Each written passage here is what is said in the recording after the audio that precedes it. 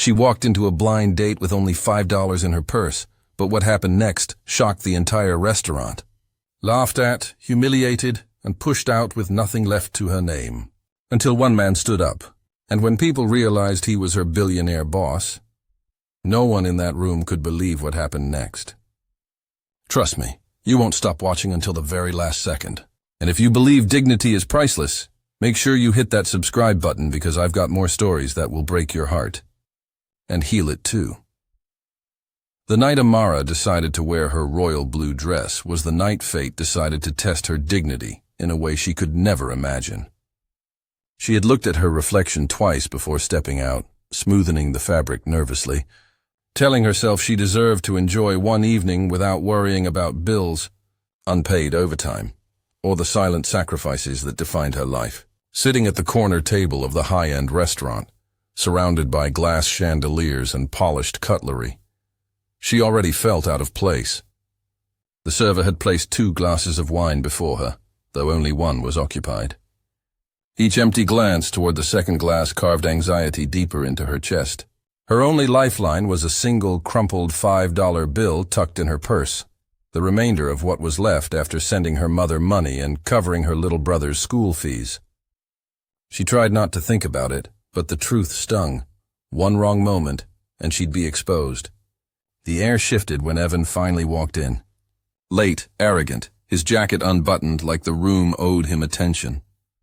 He slid into the chair opposite her, brushing away apologies as if they were beneath him. Amara forced a smile, swallowing her nerves, but deep inside her pulse quickened. When the waiter politely asked for a card to hold the table, Amara's throat tightened with shame, because she didn't have one.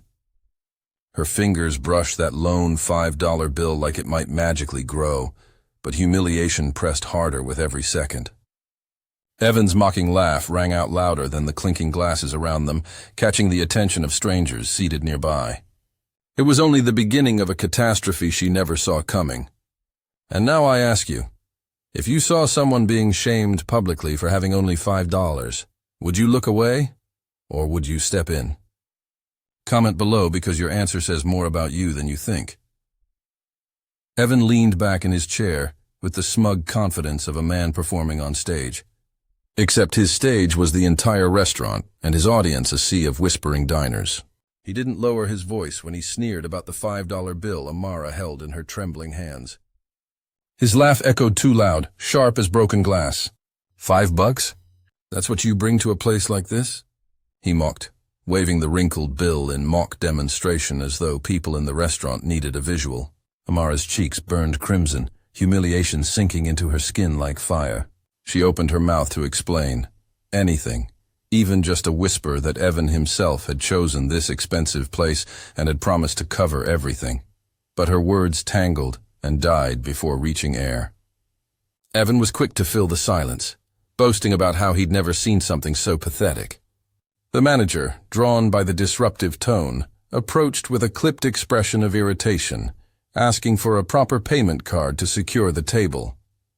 Amara tried to soothe the situation, clutching her purse tightly and insisting she didn't want trouble, offering to leave quietly.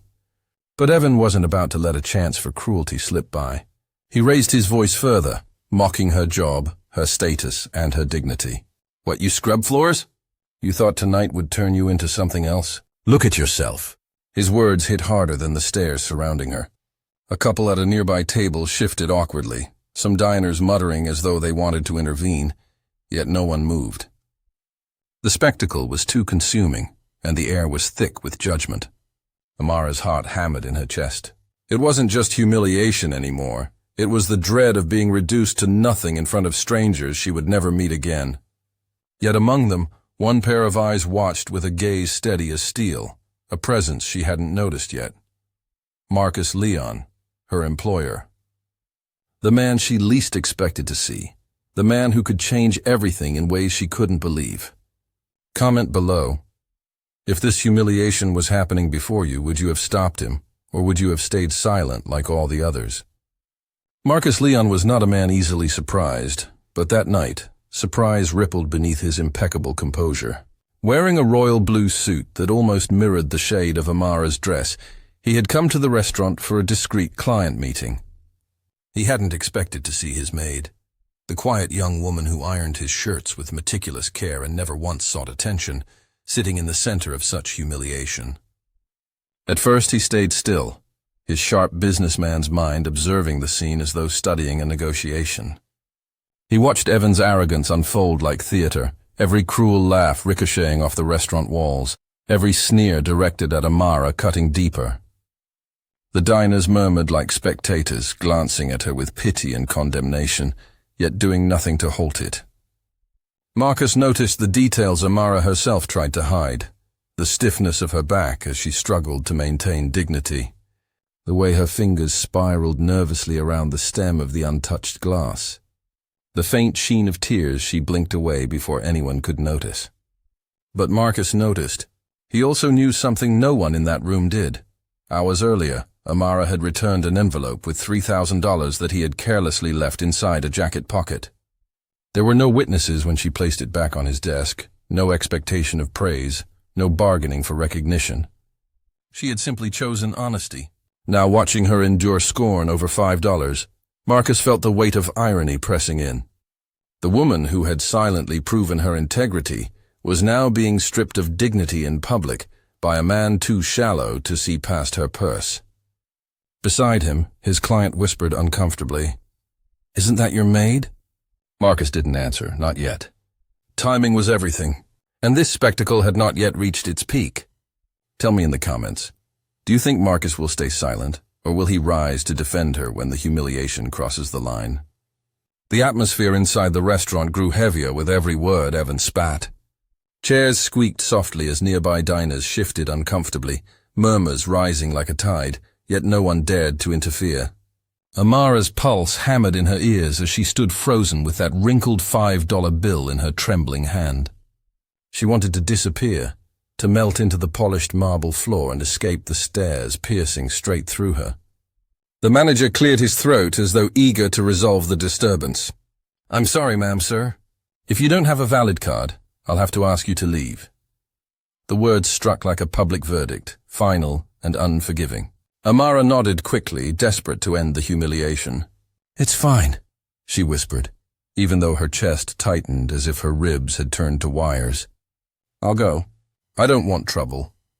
She clutched her purse tightly and began to back away from the table, her fragile dignity hanging by a thread. Evan leaned back, smirking as though he had orchestrated the entire scene for his pleasure. "See? Told you. Couldn't even cover bread," he said loudly enough for the entire restaurant to hear. The cruelty was as sharp as a blade, but what broke her wasn't Evan laughing. It was the fact that no one stood up. Not the diners who saw her pain, not the manager enforcing policy, not even herself, too trapped in shame to fight back. But then, just as she took another step toward the door, a firm sound cut through the suffocating silence, the scrape of a chair against the floor. Every head turned instinctively. Marcus Leon, towering in his royal blue suit, rose with calm deliberation. His expression was unreadable, composed yet commanding, his eyes locked on Amara like a lifeline. The restaurant quieted, the buzz of whispers giving way to stillness, as though everyone sensed a shift they couldn't yet explain. In that moment, Amara's humiliation collided with disbelief. Her employer, the every gaze in the restaurant, locked onto Marcus, as though the air itself had frozen around him. His voice carried across the room, calm yet commanding, like steel wrapped in velvet. "That won't be necessary," he said clearly, his words cutting through the charged silence. The manager blinked, suddenly nervous under the weight of such effortless authority. Evan turned, his smirk faltering for the briefest moment, before curling back into arrogance. "Oh, so you know her," he said mockingly, gesturing at Amara like she was some hidden punchline.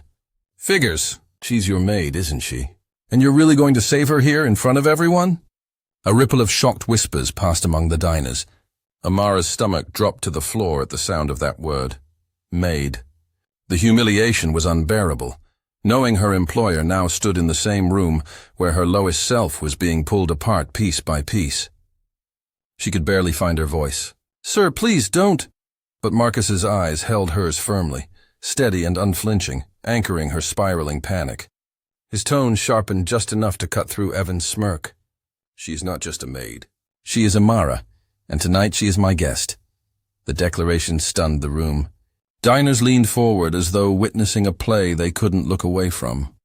The manager straightened, flustered, as Marcus calmly withdrew a sleek black card from his wallet and offered it to him. "Place any hold you need on this," Marcus instructed coolly. Then his voice dipped into something colder, something that left no space for misinterpretation. "And apologize to her. She's the one you've wronged." The manager swallowed, shame coloring his cheeks. He turned to Amara, bowing his head slightly. "Miss, I apologize. I should not have spoken the way I did." Amara's lips trembled, instinctively whispering, "It's fine." But Marcus shook his head firmly. "No, it's not fine. You don't apologize for being humiliated. They apologize for humiliating you." The audience in the restaurant sat riveted, breaths held, hearts pounding at the spectacle of reversal unfolding before their eyes. "Tell me, if you were dining there that night, would you have applauded Marcus instantly or quietly watched in awe? Comment and share your heart." The hum of the restaurant was gone now, replaced by a rare stillness that even the clinking of utensils dared not disturb. Amara's pulse raced as every pair of eyes remained glued to her, though for the first time it wasn't just pity they carried. It was curiosity, even respect. Still, her humiliation lingered deep, nodding her insides as Evan leaned back in his chair with a mocking grin, unwilling to concede defeat. "Wow," he scoffed, his tone dripping with false amusement. "A billionaire rescuing his maid? That's cute. You're really grandstanding over this? She's broke, man. Look at her. She came out with $5 and thought she belonged here. 5. He repeated the number like it was the grand punchline of a joke. Some guests frowned at the cruelty, but others couldn't tear their eyes away. The tension thickened with every syllable spat from Evan's mouth. Amara's fingers tightened around her purse strap, and though tears pressed against the back of her eyes, the hand Marcus placed over the situation with his sheer presence stopped her from crumbling entirely. His jaw tightened, his dark gaze fixed firmly on Evan. "You want to talk about money?" Marcus asked, his voice low but carrying across the polished room. "Then let's talk about something with more value than you could ever measure." Evan chuckled dismissively until Marcus continued, sharper now, every word cutting like glass. "This afternoon she found $3,000 in cash in my jacket. No witnesses, no cameras, no paper trail. She could have pocketed it, and no one would have ever known. Do you know what she did?" Silence swallowed the room instantly. Evan stopped smirking. Diners leaned forward, captivated. Amara's breath hitched, her secret spilling into the open not by her choice, but in her defense. Marcus did not waver. She placed it back on my desk without a word. No fanfare, no plea for recognition. That's honesty. That's integrity. That's Amara. He leaned forward, his voice dagger sharp. "And you tried to reduce her to $5? The room vibrated with murmurs, some guests shaking their heads at Evan's audacity. "And now I turn to you. Would you trust someone who proved honesty in private, or end up judging them on nothing but money in public? Comment with your answer." The silence that followed Marcus's words was heavy, almost suffocating, like the restaurant itself held its breath. Amara's lips quivered as tears slipped down her cheeks, no longer from humiliation but from the shock of being defended with a truth she had hoped would remain private. She pressed her trembling hand against her mouth, overwhelmed that Marcus, her employer, a man of staggering wealth and stature, had chosen to lift her honesty high in front of strangers who moments ago were complicit in her shame. Evan, however, wasn't finished. His smirk flickered back, though weaker now, thinner, as though his bravado was beginning to fray. "Oh, come on," he said with a forced laugh. "She played you, man. Don't fall for the saint act. Girls like her, they know what to do to impress someone like you." His tone was acidic, but the conviction in his voice had cracked, and Marcus noticed. Calm and unyielding, Marcus's gaze locked on Evan like a hawk circling prey. That's when something unexpected shifted. An audible gasp rippled through the room. A diner at the side table had noticed the faint red light blinking on the phone sitting in front of Evan. Whispers spread like wildfire. He had been recording the entire humiliation. Evan's mouth opened, but Marcus's tone sliced sharper than any blade. "Delete it," he ordered with a glare that left no room for defiance. Evan stuttered, trying to wave it off like a joke, but by now security had appeared. Two broad men with folded arms, their shadows dwarfing the table. "Delete it, now!" Marcus thundered once more, and the weight of his command crashed into Evan like a hammer. Flustered, he grabbed his phone and fumbled until the red light vanished. Cursing under his breath, he shoved the phone into his pocket and rose, his chair screeching across the floor like defeat made audible. "Enjoy your charity project," he spat bitterly, face flushed. "She's all yours." And with that, he stalked toward the door, slamming it behind him. The release of tension was palpable. Diners exhaled with relief, some quietly clapping, others whispering in awe. "My question is, if you had been sitting at Evan's table tonight, would you have dared to record her humiliation, or stood up to stop it before Marcus even rose? Comment below with your answer." The door's slam echoed like thunder, leaving behind an almost holy silence broken only by the faint clatter of cutlery. For the first time that evening, Amara's knees went weak, as though the storm of humiliation had drained every ounce of strength she possessed. She stared at the empty space Evan left behind, relief rushing in but tangled tightly with shame, fear, and disbelief. A moment ago she was a spectacle, dragged through dirt in front of strangers, her dignity stripped down to a $5 bill. But now the dynamic had shifted completely, and she wasn't sure how to breathe in this new reality. Marcus, still standing tall in his royal blue suit, turned to her, his expression softening in stark contrast to the cold fury he had unleashed on Evan moments prior. "Sit," he said gently, not as a command but as a steadying anchor. Amara hesitated, glancing nervously at the diners still watching, their eyes glued to her every twitch of movement. "They're all staring," she whispered, trembling. Marcus pulled out her chair, his voice firm yet reassuring. "Let them stare. They aren't witnessing shame anymore. They're learning what respect looks like." His words cut through her spiraling fear, rooting her once more into her seat. The manager, still visibly shaken, gestured cautiously to the nearby server who came forward with hesitant respect. "Shall I take your order, sir?" Marcus's gaze didn't leave Amara's face as he replied calmly. "Bring her something simple. Not for show, something she'll truly enjoy." When the dish finally arrived, roast chicken with vegetables, nothing extravagant but warm and hearty, Amara struggled to lift her fork with steady hands, wiping away the last trails of tears that slipped down her cheeks. "You didn't have to do this," she whispered shakily. Marcus met her eyes unwaveringly. "Yes, I did. Because you gave me honesty when no one was looking. Tonight I give you dignity when everyone is watching." As her lips curved into a trembling smile through fresh tears. The room seemed smaller, quieter, not because the stares had ended, but because for the first time in her life, those stares carried respect. "And now tell me, if you had been in that restaurant, would you have joined the quiet claps, or simply kept watching in silence? Comment below." The clapping was tentative at first.